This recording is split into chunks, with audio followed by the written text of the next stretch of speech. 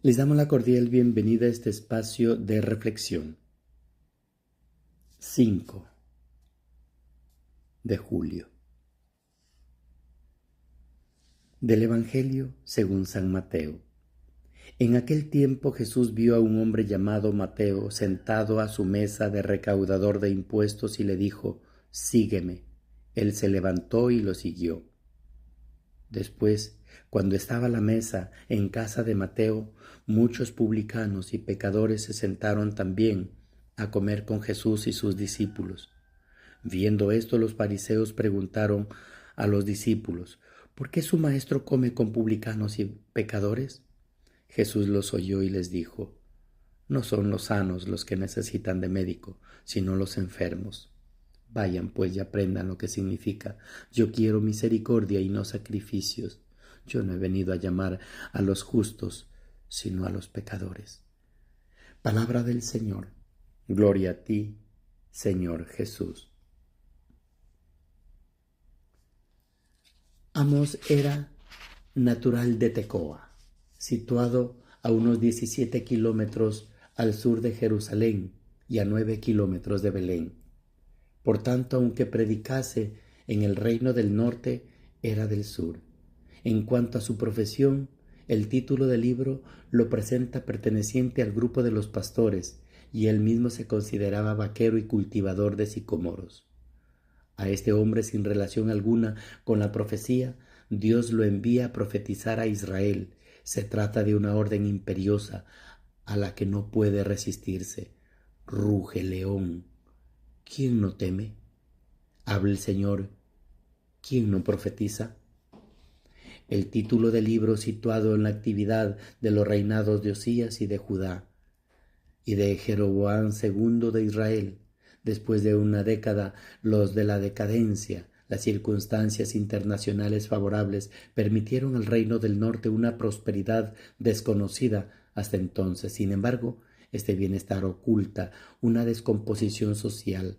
La suerte de los ciudadanos modestos era tremendamente dura, y un Estado hacía poco o nada para aliviarla, es decir, estaban olvidados.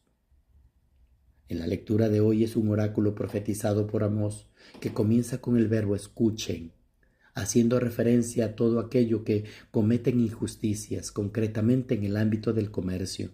Los poderosos, en su impaciencia por acumular riqueza, se aprovechan de los pobres e incluso de los que hacen largos días festivos, de los primeros días del mes y de sábado, en que estaban prohibidas las transacciones. Además, no dudan en cometer todo tipo de fraudes, disminuir la medida para dar menos de lo debido, aumentar el precio exigido más de lo establecido. Su avaricia era tal que abusaban de la situación de privilegio, comprando las conciencias de los pobres por un par de sandalias. El profeta anuncia que llegarán días donde habrá una situación de duelo general del que participará hasta la misma naturaleza. Desaparecerán las fiestas y todos los signos de alegría, que serán sustituidos por manifestaciones externas de duelo. Todos se vestirán de saco y se rasurarán la cabeza y llorarán. Ahora rehúsan escuchar a los mensajeros de Dios, los profetas, pero llegarán el día en que andarán en busca de un enviado del Señor que les comunique algo en su nombre, y no encontrarán. Habrá no hambre de pan ni sed de agua, sino de oír la palabra de Dios. Amós anuncia que llegarán días muy críticos para Israel, y entonces buscarán consejo y aliento en algún profeta que les transmita la palabra de Yahvé, pero no la hallarán. Escuchar para cambiar de actitud y comprometerse con el pobre y desvalido, con tanta gente que sufre y necesita de nuestros cuidados y cercanías, es la respuesta a la palabra de Dios, que espera siempre estar en comunión con el amor de cada uno de nosotros. La lectura del Evangelio que nos comparte nos presenta dos escenas relacionadas entre el sí, que de la primera de ellas es la llamada de Mateo, y la otra, una comida de Jesús con los publicanos y pecadores que provoca una controversia entre los fariseos. La primera escena sigue la del esquema de una vocación o llamada ya utilizó con los primeros discípulos. Jesús Ve, dice, para señalar que la iniciativa de la llamada por parte de él, del llamado a su seguimiento, nos indica su nombre y su actividad y profesión, recaudador de impuestos. Los publicanos eran los encargados de recaudar los impuestos para Roma, obteniendo el mayor beneficio posible a costa de una gestión de muchos, con casos fraudulentos, de ahí que no fueran aceptados por la gente. La llamada de Jesús a un publicano resulta provocadora.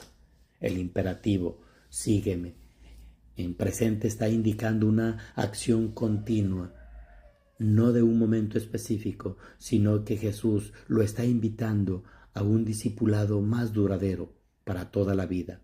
Igualmente llama la atención la respuesta de Mateo que, dejando su trabajo habitual, se levantó y se dispuso a recorrer el camino de seguimiento del Maestro. La segunda escena se sitúa a Jesús en torno a la mesa con los publicanos y pecadores. La narración nos acerca a un espacio de comensalidad, donde todas las personas son incluidas. Los fariseos van a comenzar esta controversia con una pregunta a los discípulos acerca de con quién come nuestro maestro. En el judaísmo habían personas con las que no se podía ni compartir la mesa, bien por su forma de actuar, publicanos y pecadores, por su condición social, ciegos, cojos o por raza. Todos ellos los excluía de la comunión de los miembros del pueblo elegido. Aunque la pregunta estaba dirigida a sus discípulos, el mismo Jesús, quien responde a los fariseos, a quienes han escuchado murmurar sobre él, y lo hace en otros tiempos, el primero de ellos con una especie de refrán: no tienen necesidad de los médicos de los sanos, sino los enfermos. A continuación, con una cita de las escrituras del profeta Oseas: misericordia quiero y no sacrificios. Y por último, con una consecuencia sobre la misión: no he venido a llamar a los justos, sino a los pecadores. Jesús no ha venido a separar a nadie, sino a curar y a sanar heridas de la humanidad. Sentarse a la mesa habla mucho de identidad, de proyectos comunes, de común unión en la vida con todo el ser humano. Podríamos preguntarnos alguna vez: ¿con quién nos sentamos a la mesa? ¿A qué somos llamados? ¿O a qué estás llamado tú cuando estás sirviendo o cuando te llamaron a servir dentro de la iglesia? Gloria al Padre, al Hijo y al Espíritu Santo, como era en el principio, ahora y siempre, por los siglos de los siglos. Amén.